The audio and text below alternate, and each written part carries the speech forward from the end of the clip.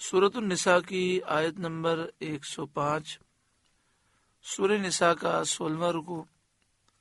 اور 5ویں پارے کا 13واں رکوع۔ اللہ رب العالمین نے ارشاد فرمایا، انا انزلنا الیک الکتاب بالحق،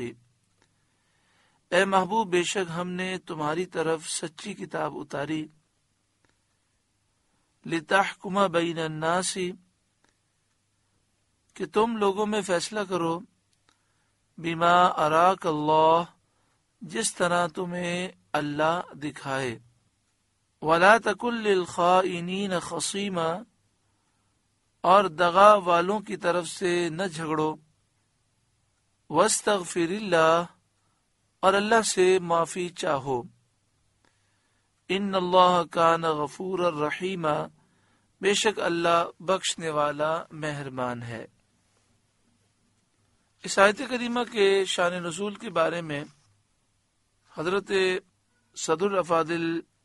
علامہ مولانا نعیم الدین مراد آبادی علیہ رحمہ لکھتے ہیں، انصار کے قبیلے بنی ظفر کے ایک شخص طعمہ بن ابی رک نے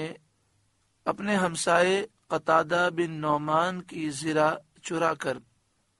آٹے کی بوری میں زید بن سمین یہودی کی یہاں چھپائی۔ جب زرع کی تلاش ہوئی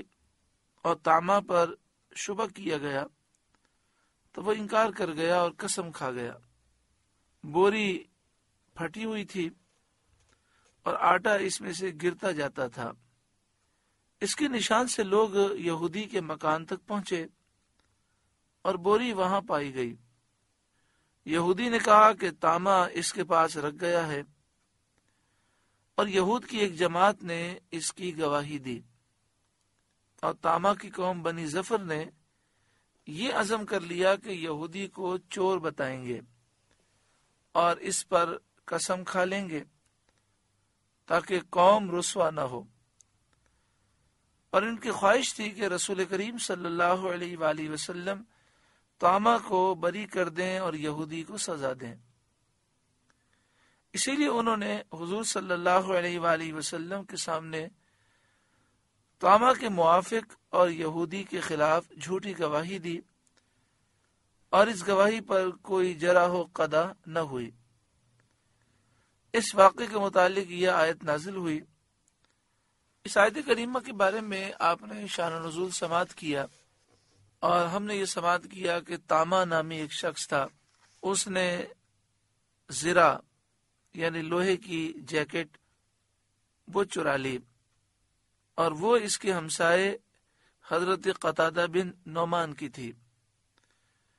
پھر اس نے یہ کیا کہ آٹے کی بوری میں وہ زرع رکھی، اور ایک یہودی تھا جس کا نام زید بن سمین تھا، اس کے گھر پر یہ بوری چھپا دی۔ جب زرع کی تلاش ہوئی اور طعمہ پر شبہ کیا گیا تو اس نے انکار کر دیا اور اس نے قسم کھا لی۔ بوری وہ پھٹی ہوئی تھی، تو طعمہ کے گھر سے لے کر یہودی کے گھر تک آٹا گرا ہوا تھا، تو لوگ طعمہ کے گھر سے وہ آٹا دیکھتے دیکھتے یہودی کے گھر پہنچ گئے۔ پھر انہوں نے یہودی کے گھر کی تلاشی لی تو وہاں سے بوری ملی۔ اس بوری کو انہوں نے دیکھا تو اس سے زرع نکلی۔ تو یہودی نے کہا کہ مجھے تو معلوم ہی نہیں ہے، یہ تو طعمہ بوری رکھ کے گیا ہے۔ اور یہودیوں کی ایک جماعت نے اس بات کی گواہی دی کہ طعمہ نے اس کے پاس بوری رکھی ہے۔ اب طعمہ کی جو قوم تھی بنی ظفر، ان کے ذہنوں میں یہ خیال ہوا کہ اس طرح ساری قوم میں ہمارے قبیلے کی بدنامی ہوگی کہ ہمارے قبیلے کے شخص نے چوری کی ہے اور جھوٹ بولا ہے۔ تو انہوں نے سوچا کہ اپنے قبیلے کو بچانے کے لیے ہم یہ کرتے ہیں کہ سب مل کر جھوٹی قسم کھاتے ہیں اور کہتے ہیں کہ یہودی چور ہے اور یہ اس بات کا الزام طعمہ پہ لگا رہا ہے۔ تو انہوں نے نبی اکرم صلی اللہ علیہ وآلہ وسلم کے سامنے طعمہ کے حق میں اور یہودی کے خلاف جھوٹی گواہی دی۔ تو اس واقعے کے متعلق یہ آیت کریمہ نازل ہوئی اور فرمایا گیا کہ بے شک ہم نے آپ کی طرف سچی کتاب اتاری تاکہ آپ لوگوں میں فیصلہ کریں جس طرح اللہ تعالیٰ آپ کو دکھائے۔ یہاں دکھائی سے مراد یہ کہ جس طرح اللہ تعالیٰ آپ کو علم عطا فرمائے اس کے مطابق آپ فیصلہ کریں۔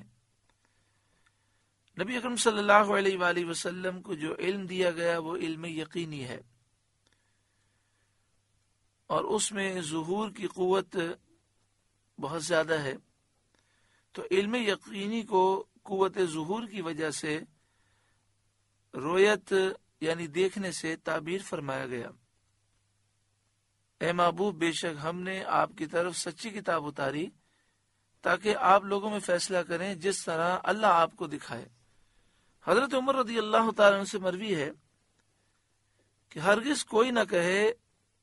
جو اللہ نے مجھے دکھایا اس پر میں نے فیصلہ کیا، کیونکہ اللہ تعالیٰ نے یہ منصب خاص اپنے نبی صلی اللہ علیہ وسلم کو عطا فرمایا۔ یعنی حضرت عمر سے مروی یہ ہے کہ آدمی کوئی فیصلہ کرے تو یہ الفاظ نہ کہے کہ اللہ نے مجھے جس طرح دکھایا میں نے اس طرح فیصلہ کیا، کیونکہ یہ منصب اللہ تعالیٰ نے اپنے محبوب کو عطا فرمایا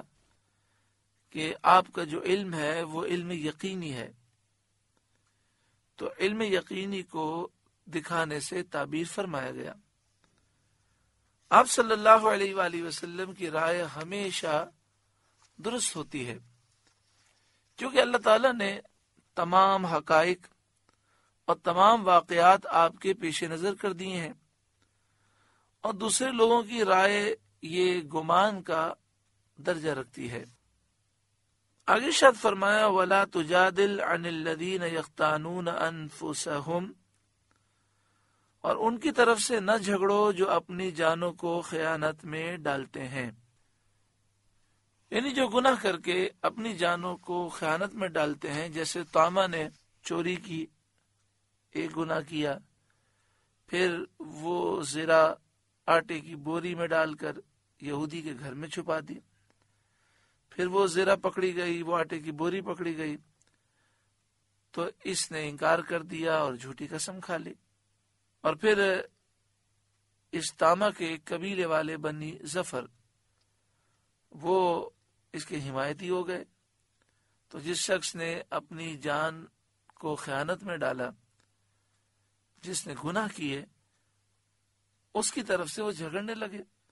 اس کی طرفداری کرنے لگے، اور انہوں نے مل کر یہ فیصلہ کیا کہ ہم یہودی کو بدنام کریں گے تاکہ ہمارا قبیلہ بدنام نہ ہو، اور انہوں نے یہودی کو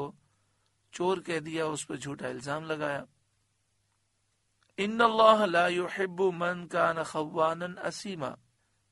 بے شک اللہ کسی بڑے دغاباز گناہگار کو پسند نہیں فرماتا۔ آپ سے گزارش ہے کہ قرآن کے اس پیغام کو آگے پہنچا کر ثواب جاریہ حاصل کریں۔